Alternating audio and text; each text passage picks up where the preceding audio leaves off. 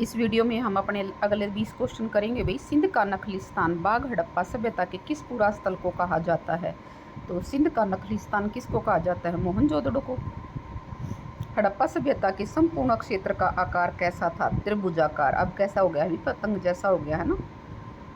सूचित 1 को सूची 2 से हड़प्पा, मोहनजोदड़ो, लोथल, कालीबंगा। तो हड़प्पा रावी नदी के तट पर, मोहनजोदड़ो जो है आपका सिंधु नदी के तट पर, लोथल भोगवा नदी के तट पर, और जो आपका क्या है कालीबंगन गग्गर। तो 1 2 3 4 ही होने चाहिए। 1 2 3 4। हड़प्पा सभ्यता के अंतर्गत हल से जोते हुए खेत, हल से जोते हुए खेत कहाँ से मिलते हैं भाई? आपके बनावली से मिट्टी का ना, मिट्टी का हल तो बनावली से मिलता है। जुते हुए खेत कहाँ से मिलते हैं? कालीबंगा से। सैंधव सभ्यता की ईंटों का अलंकरण किस स्थान से मिला है? ये अलंकृत ईंटें कालीबंगा से मिली हैं भाई। उसके बाद है मोहनजोदड़ो कहाँ पर है? सिंध में है।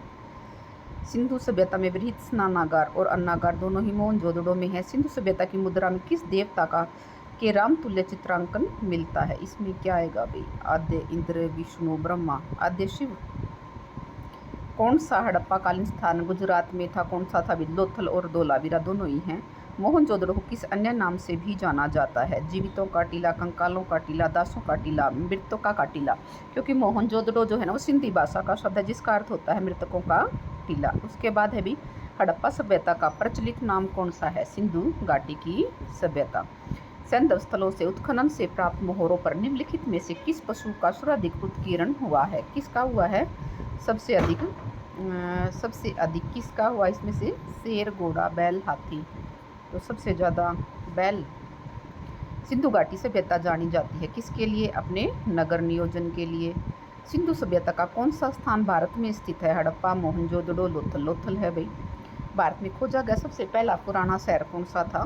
भारत में खोजा गया उस टाइम तो हड़प्पा ही था भारत में। भारत में चांदी की उपलब्धता के प्राचीनतम साक्ष्य कहाँ से मिलते हैं? हड़प्पा संस्कृति से। सिंधु सभ्यता के बारे में कौन सा कथन असत्य पूछा है? नगरों में नालियों की व्यवस्था थी, बिल्कुल थी। व्यापार और वाणिज्य उन्नत दिशा में था। मातृ देवी की उपासना की जाती थी। लोग लोहे से परिचित थे। लोहा कब आता है? उत्तर वैदिक युग में। तो ये गलत है इसका। सूची 1 को सूची 2 से सम्मिलित करें।